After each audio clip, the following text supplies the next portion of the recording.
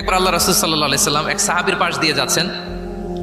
ওই সাহাবী একটা ভেড়াকে জবে করার জন্য মাটিতে শুইয়ে পা দিয়ে চেপে ধরে এরপর ছুরি ধার করতেছে।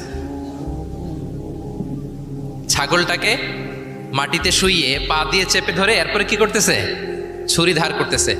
আর প্রাণীটা এই ছুরি ধার করার দৃশ্যটা দেখতেছে। আল্লাহ রাসূল সাল্লাল্লাহু আলাইহি ওয়াসাল্লাম তাকে ধমক দিলেন, শাসালেন, বললেন তুমি তো এটাকে 2 বার জবাই করে ফেললে, একটু পরে তো জবাই করবে, এখনই তো জবাই করে ফেলতেছো, তুমি কি আগে ধার দিয়ে নিতে পারলা না?